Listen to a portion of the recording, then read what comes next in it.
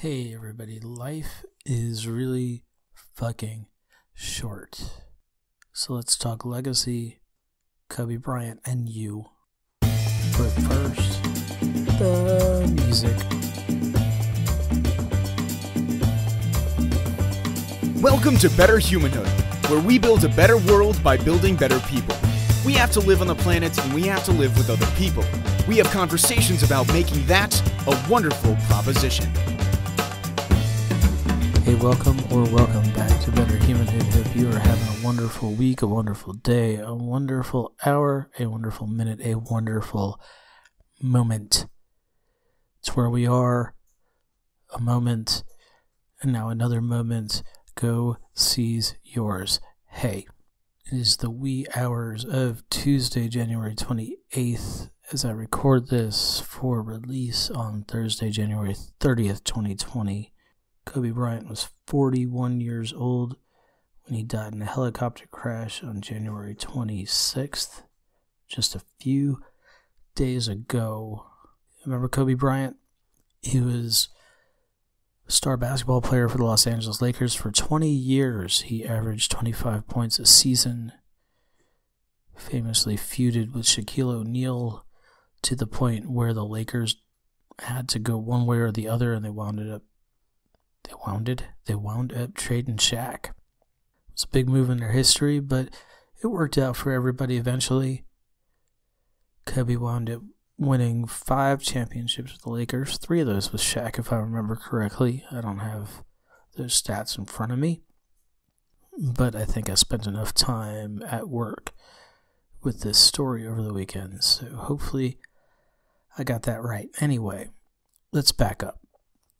Talk about personal pivotal needs, or pivotal personal needs, PPNs, either way. These are something I learned about a couple of years ago in a self-development course called the Master Key Experience. There are 7 of them, and for each of us, there are really 2 that trip our trigger, and if we fulfill ourselves with those 2, then the other 5 just kind of come along for the ride. One of my PPNs is legacy. What do I want to leave for this world? Well, I want to leave the world a better place. And mostly, I want to be remembered for leaving the world a better place. And sorry, I know you can hear the dog in the background playing with her bone. It's all right. She brings joy to me, and that helps me bring a little something to you, I hope. Anyway, legacy. PPNs. You might be familiar with Maslow's hierarchy of needs. This is a pyramid developed by Abraham Maslow where there are a few levels, but the bottom, the base, is things we actually need to survive. Clean air, clean water, food, that kind of thing. You can't do anything else until your basic needs are fulfilled. At the top of the pyramid, once you've got your food cleared out and your bills more or less taken care of and your mental health more or less in order, the top is self-actualization. It's the things that fulfill us as people, help us to thrive. Things that if we're busy just slaving away 80 hours a week trying to keep the lights on, we're not actually fulfilled as human beings. And it's really in this top level that our PPNs hit. If you aren't getting clean water, you're not worried about recognition for creative output. If you can't feed yourself or your family, then you're not so much worried about spiritual fulfillment. And so it's that top of the pyramid that we really go after once we're a little bit settled in our lives. But it's the most important for us as humans because we can't really feel like we're fully human, fully ourselves even, especially, not even. We can't feel that we are fully ourselves till we've hit this self-actualization, and it's where we do the most important work of our lives.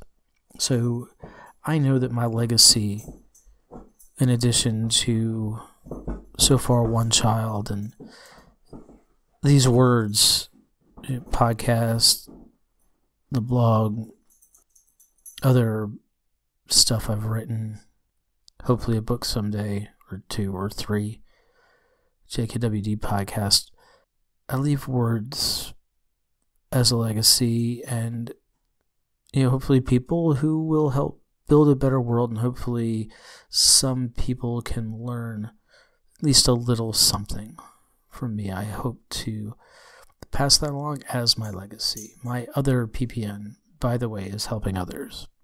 I feel most fulfilled when I'm working hard for the benefit of someone else, not for financial gain, but doing things like carting food back and forth for backpack buddies, moving those crates up and down stairs, that kind of thing.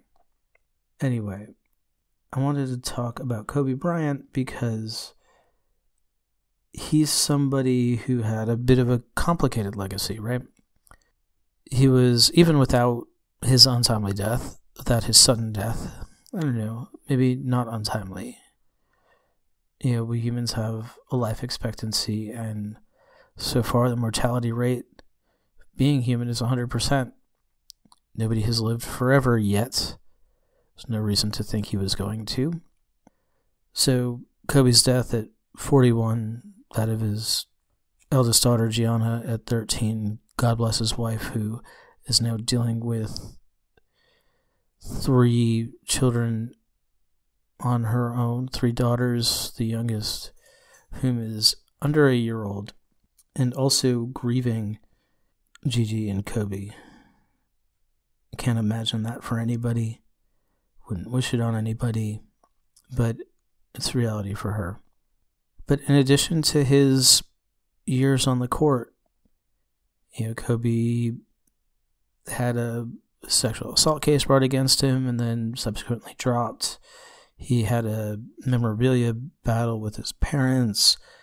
He gained and lost sponsors. He wrote a book. He had started a venture capital firm. He won an Oscar, won an Academy Award for a short film. It wasn't just basketball. He evolved. His legacy evolved. It's a good reminder that we are not static, that we are not who we are at any one moment in our lives, that we are complex and ever-changing, and you never know when it ends. So do the thing that is meaningful to you. Do the thing that will be meaningful for this world. Do the thing that really makes your mark, and keep looking forward. Don't worry about where you've been. You know where you've been, and it's not anybody else's fucking business, okay? Learn from your past, but don't live in it. Live your future while you're here in the present. Get everything you can out of what you've got, because you don't know when it's going to be gone. Love yourself, love the people around you, and be the most you can be. Be who you are, be who you will to be, and we will see you next time. Thank you for listening. Get show notes and more at betterhumanhood.com. Leave us a rating and review wherever you listen to podcasts. And have yourself a wonderful day.